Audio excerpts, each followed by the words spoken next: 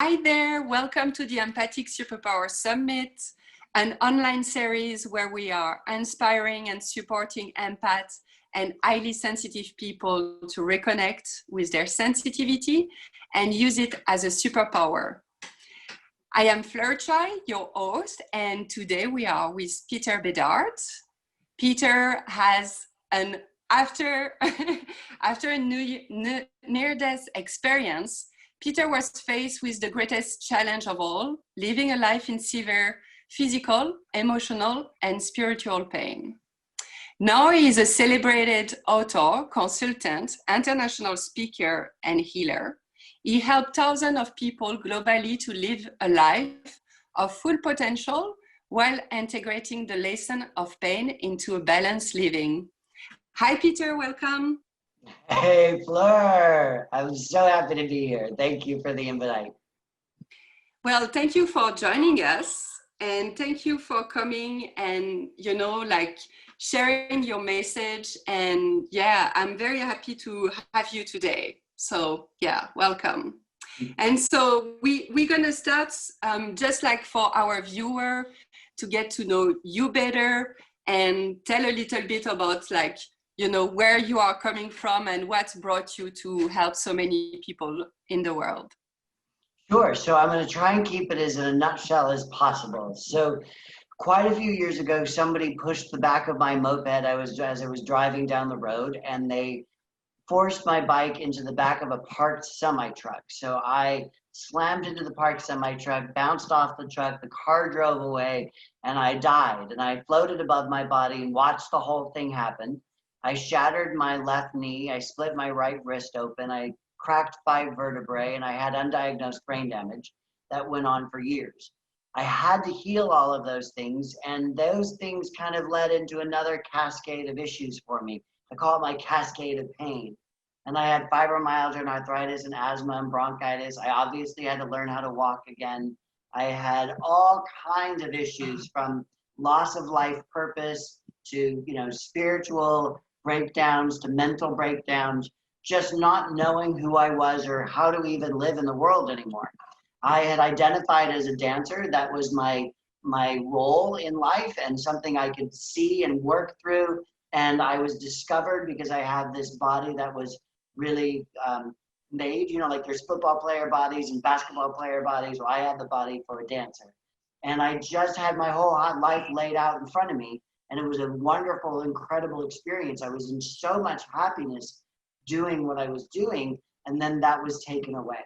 So I had to heal myself. And the doctors were amazing at putting my bones back together.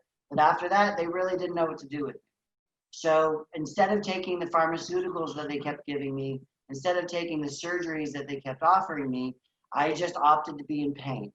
And it was just one thing after the other, and I had to heal all of those things. So I started really looking for whatever I could that was outside of that pharmaceutical surgical realm. And I looked at integrative things, holistic things. I even created a little TV show about all that, where I interviewed people about what they did, and I healed myself along the way. And so I grew my cartilage back, which is something that in Western medicine they say is impossible to do. I healed my anxiety, I healed my depression. I healed all of these things physically wrong with my body. And that I turned into a practice. So I'm a therapist, and my work is now called Convergence Healing. And I got a master's degree in what's called consciousness studies. So consciousness studies is a field of science and religion combined. So I studied everything from the Bhagavad Gita's to string theory. It was probably the best, it was the best education for me. And then I got certificates in hypnosis and neurolinguistic programming and medical imagery and all of that type of stuff. And that all came together to be my practice, because I believe that healing is something we have to do physically, mentally, and spiritually. And we need to do it at the same time. So many people are working just in one area. And I always like to use the idea of weight loss, right? That is a physical side that we're working on, the wound of being overweight, and it's diet and exercise.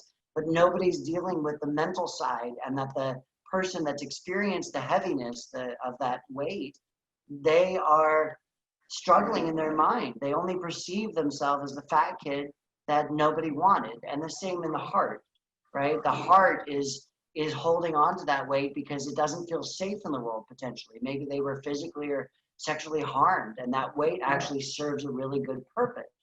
So as in that example, the person, if they're going to lose weight and it's going to be sustainable and they're going to come to a healthy way of living, they must do the work physically, mentally, and spiritually.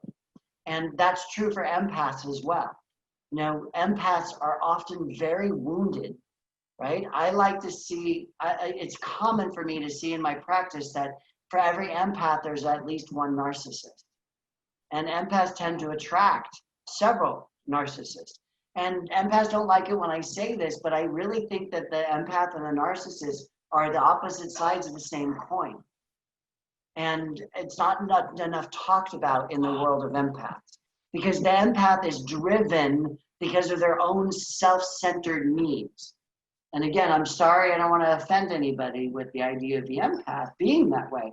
But when the empath, for myself personally, is with another person, and that person hurts so much, I hurt so much. So I want that person I'm with to not be in pain.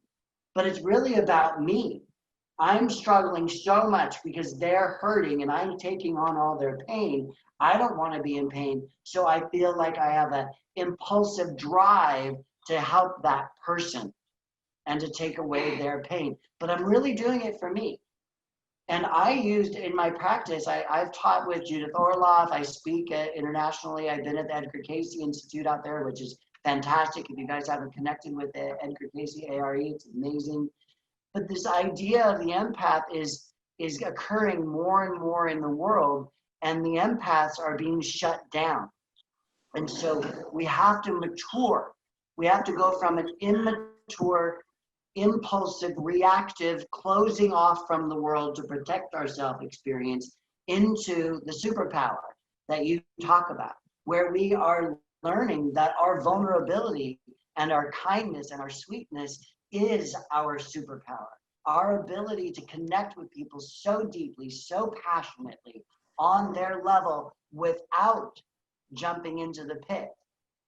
That is the mature level of being an empath that really becomes the messenger for healing just by being who they are in the world. So when you told me that your title was superpower, I'm always talking about the empath as a superpower, right? I just love that. The moment I met you and you showed me what you were doing, I was like, right on, I'm totally in. Yeah, and I love your message. I think we're really in sync there because, you know, like I feel that's so many times, you know, and I see that too, you know, people are coming a bit in victimhood and be like, the word is so much for me, you know, and they feel like a kind of like an attack. So they take like personally an attack from the word, which is like, you know, like a big message if you think about manifesting in this world, right? Absolutely. But like, it's like you said, there is always both way. And as there is both way with the empath and the narcissistic, you know, the two faces of the same coin, there is the energy that we receive, but there is the energy that we send. And that potentially we can send to, you know, actually elevate, you know, like what we are feeling and do that for ourselves first, but also do that for others. And that's the caretaker empath, right? Yeah. And so much of the talk around empaths now is always focused on protection. And I'm sorry, that gets just as exhausting. Having to protect yourself all the time, everywhere, from everything in the world, it makes our world so small. And yet that's really the primary advice that a lot of people give empaths. Well, I think that's bull crap. I hope nobody minds my saying that. Bull crap. I really do. Because although it may be important in the beginning stages of discovering we're an empath and learning how to be and just sort of giving ourselves room to breathe, right? It's super important to be able to have that experience of pulling away and regrouping. But most people who are empaths are going through life now in such a small world. And they just become smaller and smaller. They cut off their relationships. right? They don't even want to deal with things like their HOA board because they go into those rooms and it's just too overwhelming. They have to mature. They have to grow into their superpower. I always give the example of it being like a fire starter, right? Right? They have flames coming out, right? They can do that type of thing. It's not about control. This is a huge mistake that I think most empaths make. They're trying to control their abilities to listen or absorb information or whatever it is. It's not about control, it's about flow. It's about what I call governance. And so I'd love to give a little example of the world of control and the world of governance. Can I jump into that? Sure, absolutely. Cool. So empaths are really focused on control, and it's a waste of time. You cannot control other people, and I'm sorry you wouldn't be in the situation if you could even control yourself. It's a waste of time. You can't control your thoughts. I can tell you guys to think about pink elephants right now, and you're all thinking about pink elephants. You can be in governance though. You can say, screw this guy. I don't want to think about pink elephants. I want to think about purple zebras.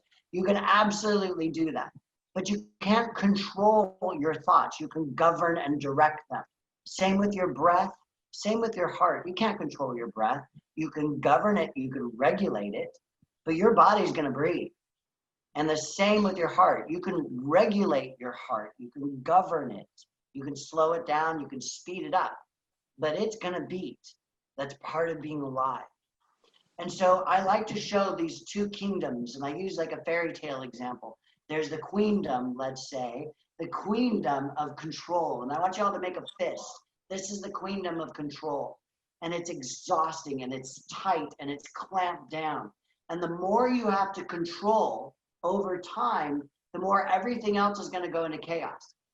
Because it's going to take more and more energy to keep controlling and closing this fist, clamping down. Takes more and more energy.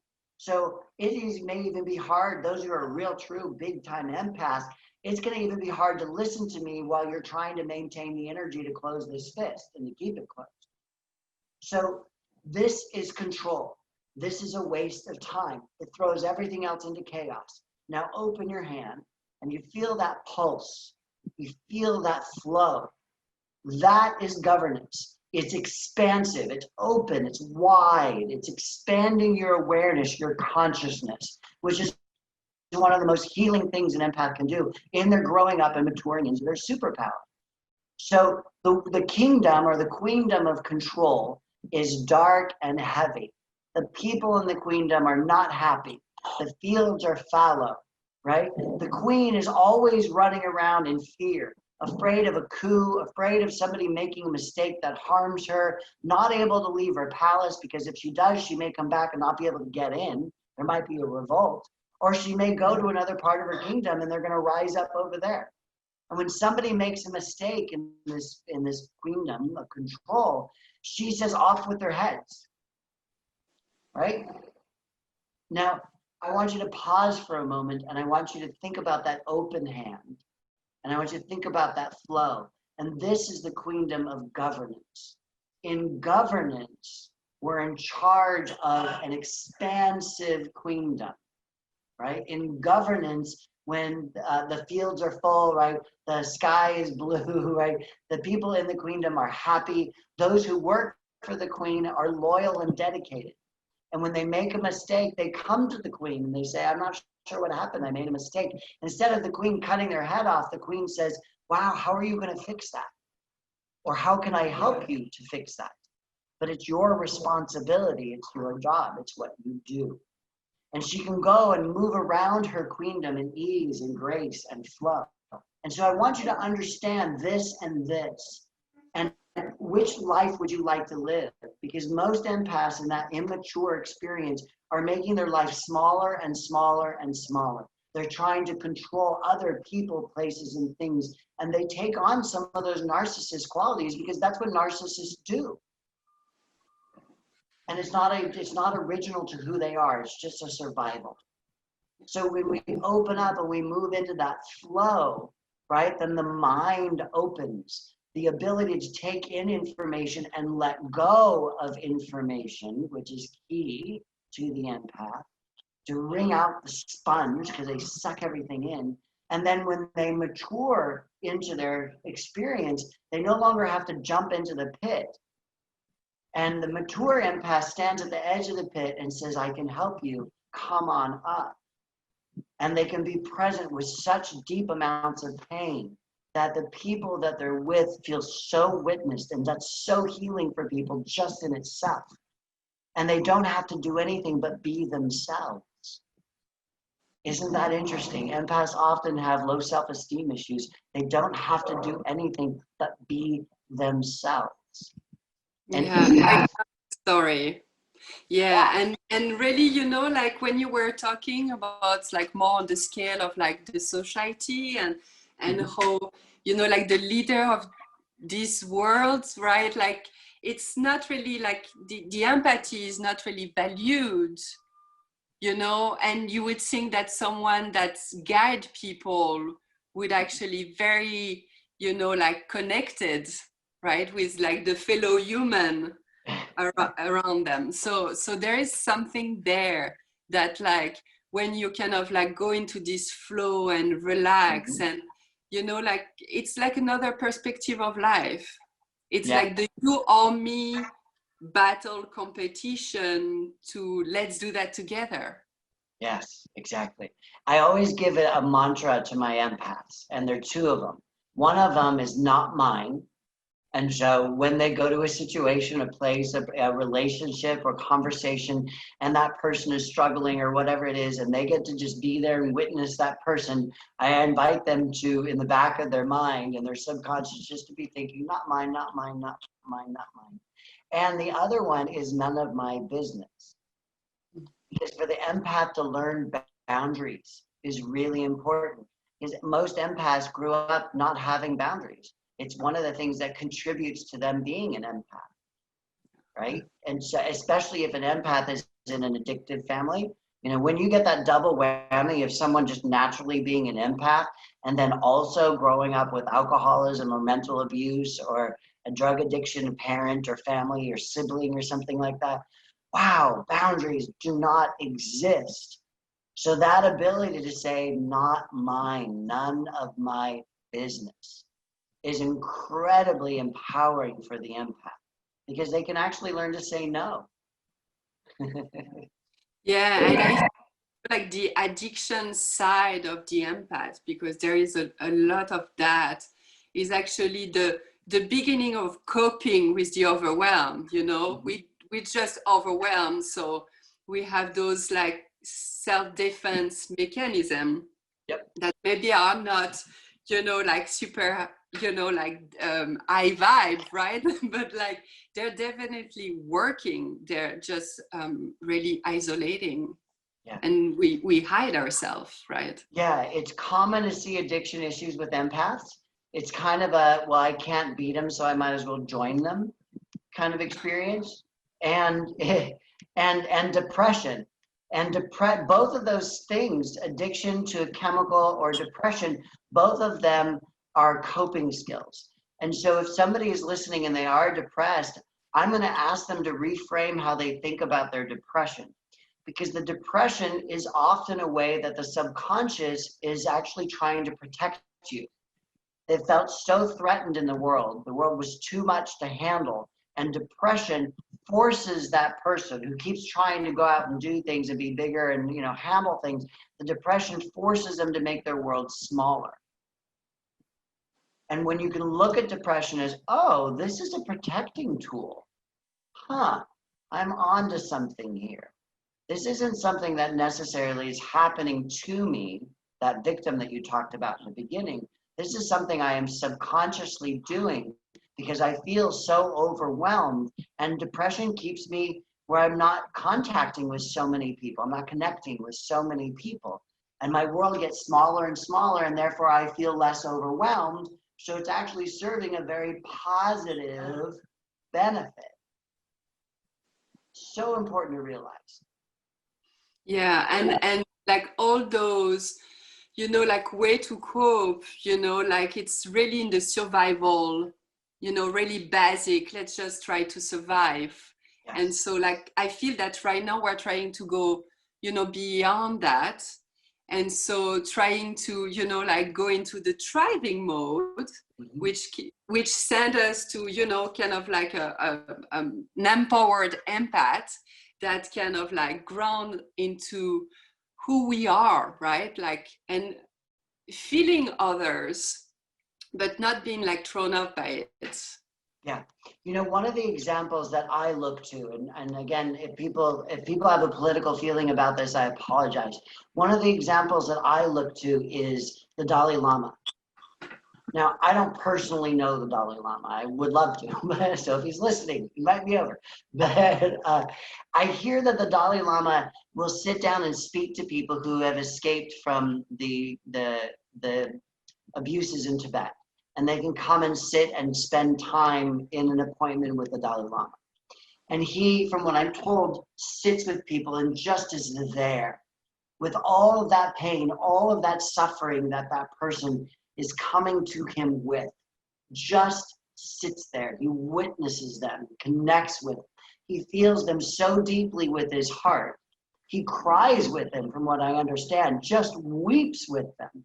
And then the time comes for the end of the appointment, that person leaves, and the Dalai Lama moves around with the rest of his day.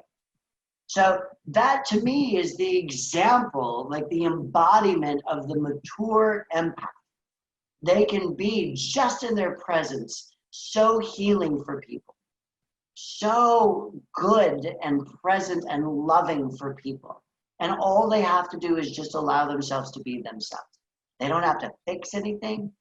They don't have to take responsibility for other people's emotions, right? Those are not mine.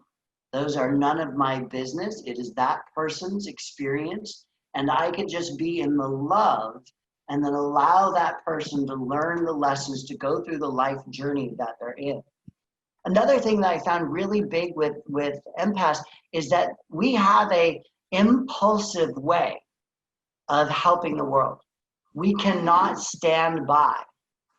If somebody is suffering, it hurts us. We have to take action. And when the empath doesn't take action because they're in that small, depressed, isolated way of being, it cuts us so deeply. We have this impulse to help and to benefit the world. It is who we are, but we can't do it if we're working from that immature state. The world needs us. The world needs us feeling tuned in, connected people. But it can't, we are not going to benefit the world if we come to the world with all of our wounds and we come to the world in this immature state. We have to mature into our power and allow ourselves to be present in the pain. And to be information, really. Yes, yes, yes, yes. Yeah, I love that, like I really connect, like I really have the feeling personally that I was hiding myself, and so there is a lot of, self-doubt and a lack of purpose that is like really, I think we're really connected to feel fulfilled and like have goals and like work toward our purpose, and that we're sensitive or not, but like this like empathic, empowered people, like just like to be in the, like in kind of grouping and connecting, and I see that as a network of energy where like actually like the more people are empowered and authentic, the more it's inspired others to do the same. Yeah. So yeah. Yes, yes, and yes. There was a cartoon sort of graphic that was put out a few years ago on empathy, and it made me so upset. It was these, forest animals, and one of the animals was sad, and another one fell into a pit, and then all the animals went down into the pit to be with that animal. And, under the guise that we needed to raise that animal up, right? That sad animal, we need to get down in the pit with it and raise it up. I'm sorry, there is a value in walking in someone else's shoes. Absolutely get it. Empathy is so important, but that's the immature way. We don't want to jump down in that pit. To lower your vibration or lower your frequency, that's not okay. As an empath, we have to learn, oh, there's someone down in that pit. I no longer need to go there. I can love and support them from up here. And I can sit on the edge and hear what they have to say, and I can listen to them. I can be compassionate and empathetic with them. But I'm going to sit on the edge and I'm going to reach down into the pit and I'm going to pull them up. I'm going to lift them up. I'm not going to go down into that pit anymore. And that's part of that learning. That's part of that learning that we really need to embody. We really need to step into. Right? I know, I'm a therapist, and if I maintain that old way of being, that immature way of being, man, the clients I work with, the majority of the clients I come to me, there's your average client that's, going through stress and anxiety or, having some difficulties in life. But I do a lot of work with people who have been sort of used up by the system. Right? They've taken all the drugs, they've done all the surgeries, and they're still not well. And they're actually even more unwell than they were when they started doing all of that stuff, right? I do a lot of addiction work, clinical anxiety type of levels, right? If I was that immature empath, I would be in the pit with my clients all the time. I wouldn't be of use to them anymore. And I would be doing one of the things that I really dislike about therapy. I would just be having that person come to me, telling me their problems, saying, oh, yeah, okay, great, and scheduling them for next week. That's, maybe I'd get a Mercedes out of it because I'd have a client for 5, 10, 15, 20 years, but that's not my goal as a therapist. My goal is to be the example, right? My goal is to say, look, if I could do it, so can you. My goal is to sit on the side and to pull you up, not to jump down in that. So there's been times where I've said, I said in my book, that one of the things when my book came out, people were kind of like, really? And I said, this is my book, by the way. I said, I don't care if you're in pain. I don't care. But what I do care about is bringing about your truth. What I do care about is raising you up. That's what I care about. I'm not spending my time and my energy as a therapist jumping into the pit with you. And I'm not going to let you do it. So if you want to do that, go to somebody else. I'm not about that. I'm all about solution. And yes, there might be some times where we need to go back to the past and work through some traumas, but those traumas are actually happening in the present moment. And so in the present moment, we need to shift you right now from victim thinking that life is happening to me to above the line thinking that I am co-creating with the divine. I am co-creating with the universe. Right? I am a co-creator in this process of life. I am not a victim to life. Life is happening for me. And that can be really hard to do it. There's times I go below the line pretty regularly. There's this line, right? And victims are down here and, above the line, we're co-creators. Well, I go through life, a bill comes in, something happens, an unexpected expense, I've had a friend, mine recently, her parents died, and that type of thing. And that, gosh, that gets me down into that old habit, those old behaviors, those old ways of doing. God, life is so hard. Wait a minute. Pause, get above the line. Whatever you need to do, get back above the line. Life is not happening to you. You are co-creating with it.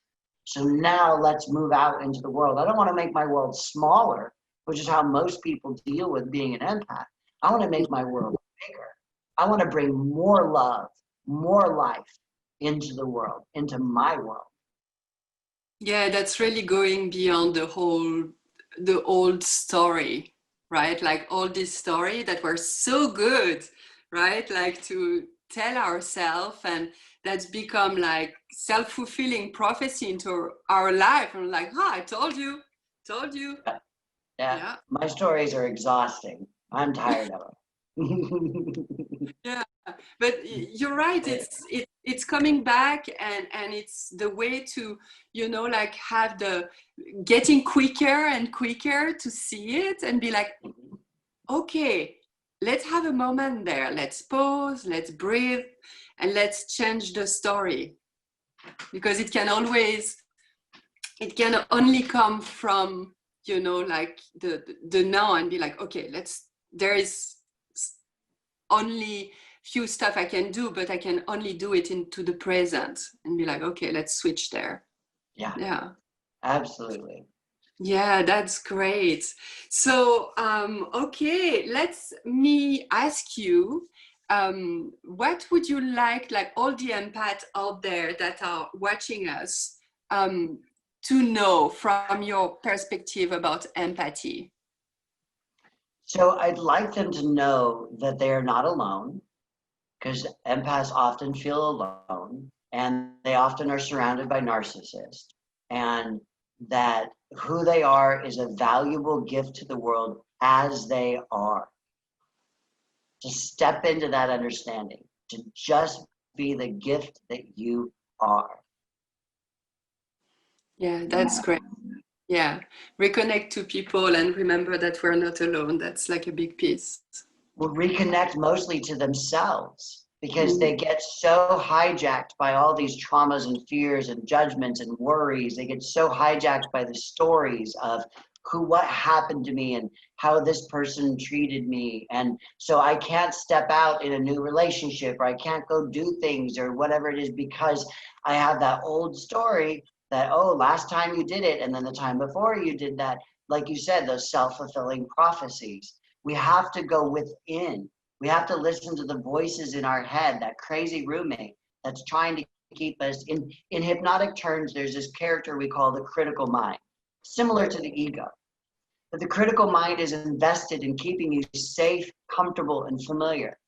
And in the addiction world, say my heroin addict, safe, comfortable, familiar is heroin, is shooting up. Not using it is frightening. Not using it means I have to deal with my emotions, my feelings. I have to deal with the people I harmed. I have to deal with the reality of what my life has turned into. That doesn't feel safe, comfortable, or familiar. So the subconscious mind kind of mixes things up, and it will fight for what it knows. I worked with a brain scientist, and he told me that the brain does something what we call brain space. Whatever you're good at, your brain is going to look to make space for it. So if you're really good at worrying, if you're really good at living in fear, if you're really good at judging, then your brain is going to make more room for that behavior, and it's going to encourage that behavior. To bring the awareness and say, wait a minute, I don't want to do that behavior anymore. That's when the consciousness has to actually retrain the brain, because the brain is going to want to do this habit. The mechanism of the brain is going to want to keep repeating, just like the alcoholic who goes and drinks, until there's some consciousness that is training the brain to see life differently, to feel life differently. Then that person feels like they are that brain mechanism. And that's not the truth. We need to understand we are not that. And in fact, because you can step back and even see it means you aren't that. Right? So when we can step back from those stories of fear and judgment and worry and pain, and pause those stories and potentially start sharing a new story, a new vision, a new understanding, then we're literally creating new neural pathways in the brain and teaching the brain a new way of being that's more in alignment with who we really are. Absolutely. And you know, one of my mentors, she talked about your beautiful dream garden. The way that, like, you know, you have to go into this garden and take, like, water your plant and water your dreams, and you know, like, be in this level of creation, you know, instead of being in the old story. So she's like, Yeah. Go in your dream garden every night before you go to bed. Yeah. And I would say pull the weeds. You got to go into that garden and pull the weeds. Pull the crap out of those weeds that are rooting in your garden, that are dark thoughts or abusive thoughts or fearful thoughts, those crazy roommate thoughts. You got to pull those weeds out, right? then go to sleep. Awesome. Awesome. Thank you, Peter. You're welcome. Thank you. Okay, well, thank you to our viewer. Thank you for watching. I will see you tomorrow for the next interview. And yeah, thank you for your time, Peter. It was such a pleasure to talk with you. Thank you. Fleur, can I tell people where to connect with me if they want to? Absolutely. Cool. Absolutely. Awesome. So my brand, my practice is called Convergence Healing, and that's CONVERGENCE.